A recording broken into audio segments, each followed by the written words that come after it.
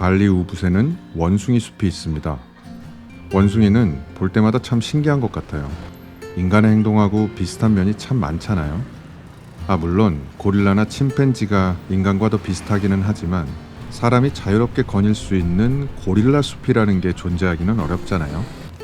까딱 잘못하면 죽을 수도 있으니까요. 해서 저는 한 공간에서 함께 할 수 있는 원숭이에게 조금 더 높은 점수를 주고 싶어요. 그리고 보시면 피사체에 초점이 잘 안 맞습니다. 강렬한 햇볕 아래에서는 내장 모니터를 제대로 보기가 참 어렵습니다. 그래서 아마도 전문가들은 외장 모니터를 쓰는 거겠죠.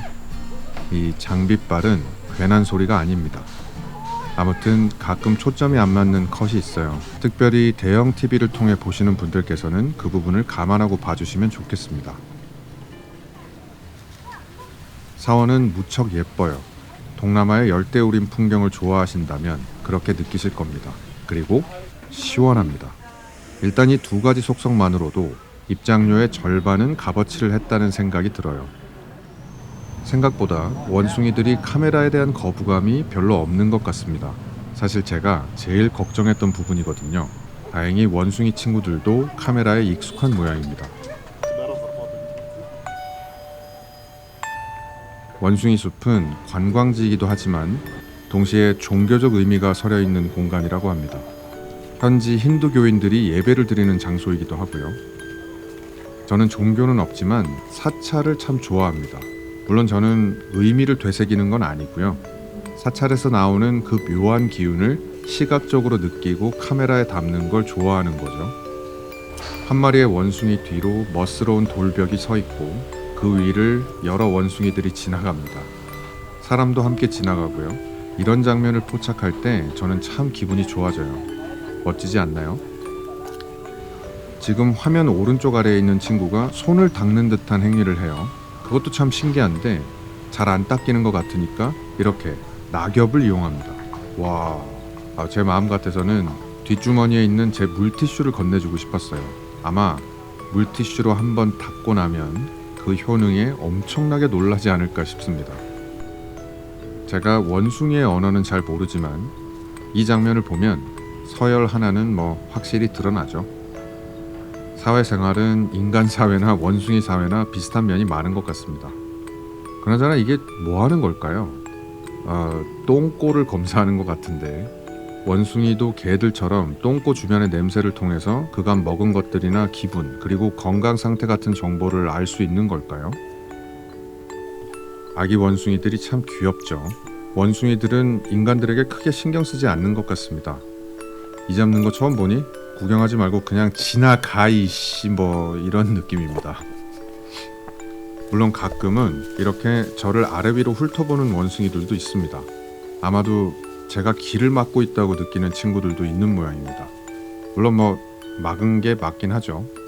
그나저나 동물 중에 인간을 이렇게 아래 위로 훑어보는 동물이 또 있을까요? 원숭이들이 여성만 골라 시비를 걸어요.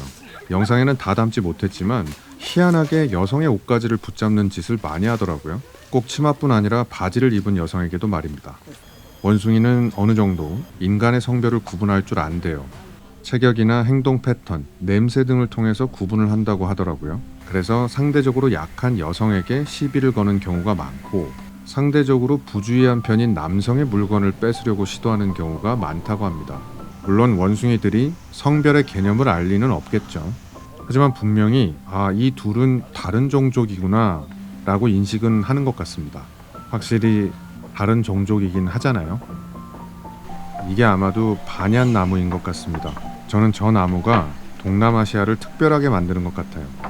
너무 신비롭고 예쁘지 않나요? 언젠가 발리에 오시게 된다면 한 번쯤 방문해도 좋을 것 같습니다. 이제 이것보다 더 예뻤던, 개인적으로 발리에서 가장 멋졌던 곳으로 가보시죠.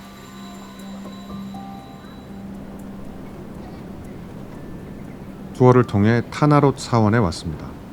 가이드가 일행을 데리고 다니면서 사원에 대해 이것저것 설명해주는 형식인데 저는 목적이 따로 있잖아요. 촬영을 하려면 한 자리에 우두커니 몇 분을 서 있어야 할 때도 있고 포인트를 자주 옮겨야 할 때도 있어서 가이드와 일행들에게 양해를 구했습니다. 저는 그렇게 촬영을 위해 홀로 돌아다녔습니다. 아무튼 이곳이 타나롯 사원입니다. 타나롯이라는 말이 바다 위의 땅이라는 뜻이랍니다. 매우 시각적인 이름이죠. 말 그대로 바다 위에 서 있는 사원입니다. 바다도 사원도 모두 흔히 볼 수 있지만 그 흔한 것들이 뜻밖의 결합을 이루면 장관이 펼쳐지곤 합니다. 사원을 딱 보는 순간 와, 이 투어는 올만한 가치가 있다 싶었어요. 이곳도 힌두교 사원이랍니다. 인도네시아는 전체 인구의 약 90% 정도의 사람들이 이슬람을 믿는데 그에 반해 발리에 사는 사람들 중에는 약 80% 정도가 힌두교를 믿는다고 해요. 여기서 만난 현지인들 중에는 자신을 인도네시안이 아니라 발리니스라고 소개하는 친구들이 있었어요. 이건 뭐 어디까지나 제 짐작이지만 아마도 종교적인 이유에서 그런 게 아닌가 싶기도 했습니다. 물론 발리는 세계적으로 소속 국가보다 더 유명한 곳이어서 그럴 수도 있고요. 아무튼 발리 사람들에게 있어 타나롯 사원은 당연히 의미가 남다를 수밖에 없을 것 같습니다. 미적으로 아름다울 뿐만 아니라 영적으로도 의미가 있을 테니 말입니다. 영적인 아름다움이 시각적으로 선명하게 드러나는 풍경을 만나기도 했습니다. 원을 그리고 서 있는 이 사람들의 모습에서 제가 영적인 무언가를 느낄 수는 없지만 저는 그 기운이 늘 아름답게 느껴져요. 무언가를 위해 간절히 기도하고 염원하는 사람들의 모습을 보면 괜히 그냥 힘이 생기는 느낌이 들거든요. 풍경을 한번 감상해 보시죠. 참고로 카메라에 담긴 모습보다 실제가 훨씬 더 아름다웠습니다. 만약 바이크나 차량을 빌려서 올 수 있었다면 아침 일찍 와서 하루 종일 머물면서 시간에 따라 달라지는 사원의 풍경을 봐도 참 좋겠다는 생각이 들었습니다. 아름다운 것을 보는 게 삶에 도움이 될까요? 저는 그에 대해서는 답을 잘 모르겠습니다. 하지만 꽤 오랫동안 아름다운 것을 안 보고 살았던 시절이 있었거든요. 여유가 없기도 했고 무엇보다 해내야 한다고 생각한 것들이 눈앞에 잔뜩 쌓여 있었습니다. 그 당시에 저는 이따금씩 지인들을 만나서 나누는 이야기가 아무런 의미가 없다고 느껴졌던 것 같습니다. 물론 예의를 차려야 하니까 앞에서는 티를 내지 않았지만 집으로 돌아가는 차 안은 언제나 공허함으로 꽉 찼던 것 같고요. 그리고 이렇게 세계 여행을 하면서 이따금씩 그 지인들과 통화를 하거나 문자를 주고받을 때가 있습니다. 어느 것 하나 하찮게 느껴지지 않아요. 한 글자 한 글자가 매우 소중하게 느껴진다거나 그런 정도는 아닌데 분명히 마음에 온기가 생기는 느낌입니다. 쓸모는 없지만 아름다운 것들을 자주 봐서 그런 게 아닐까 싶은데 이건 과학적 근거가 없으니 함부로 그게 맞다고 말하기는 어려울 것 같아요. 아무튼 타나롯 사원은 아름다운 일몰로도 유명합니다. 하지만 투어는 해가 지자마자 곧바로 돌아가는 일정이었어요. 저번 꾸따 영상에서도 언급했듯이 발리의 일몰은 해가 진 다음부터 본격적으로 시작됩니다. 혹시 바이크나 차량을 이용할 수 있다면 개인적으로 오셔서 그 진가를 만끽하셨으면 좋겠습니다. 또 다른 힌두교 사원 울루와뚜 사원에 갑니다. 왕복 차량만 제공하는 서비스를 이용했어요. 근데 기사가 좀 늦습니다. 계속 미안하다고 문자를 보내긴 하는데 이럴 때 달리 방법이 있나요? 결과적으로 한 40분 정도 늦었습니다. 기사가 게으름을 피우다 늦은 건지 아니면 정말 예상외로 차가 막혀서 늦은 건지는 알 길이 없죠. 그냥 오늘의 운수는 쪽박이구나 하는 거죠. 다만 오후 6시에 시작하는 케착 댄스를 놓칠까봐 좀 불안했습니다. 기사에게 물어보니까 늦어도 입장은 가능하답니다.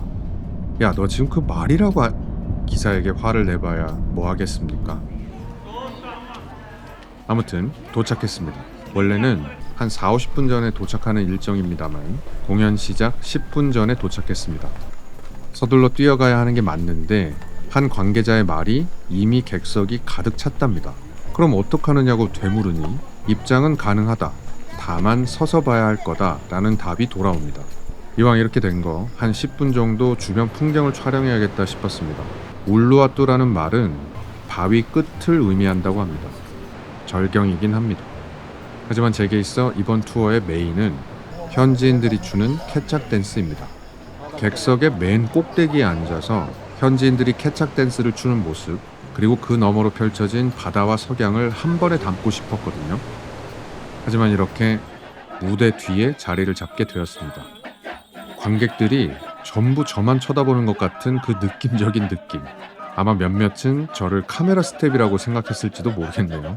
이게 무슨 날벼락인가 싶은데 뭐 일단 촬영을 해봅니다. 공연 내용은 무척 단순해 보입니다. 선한 세력이 악한 세력을 물리치는 이야기. 흔하디 흔한 건선징악이죠. 케착 댄스를 보면서 이 공연의 의미에 대해서 생각하는 사람도 덜어 있겠죠.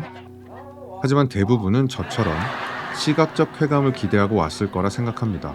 저는 비록 한 축이 사라진 모습만을 보게 됐지만 관객들은 제 뒤로 펼쳐져 있는 바다와 노을이 합쳐진 완벽한 풍경을 보고 있을 겁니다. 뭐 부럽지만 제가 서 있는 자리에 만족해야죠. 혹시 나중에 공연을 보러 오실 분들을 생각해서 공연 장면은 최대한 짧게 담았습니다. 공연 자체가 재밌다고 할 수는 없지만 휴양지의 기운과 사원의 절경이 포개진 채 공연을 보는 건 분명 활력을 느끼게 해주는 것 같습니다. 여러분께서는 가능하시다면 개인 차량을 타고 아주 일찍 오셔서 사원 이곳저곳을 구경한 다음 맨 꼭대기 좌석을 확보하셨으면 좋겠습니다. 그러면 분명 더 좋을 거라고 생각합니다. 오늘도 여기까지 함께 해주셔서 진심으로 고맙습니다.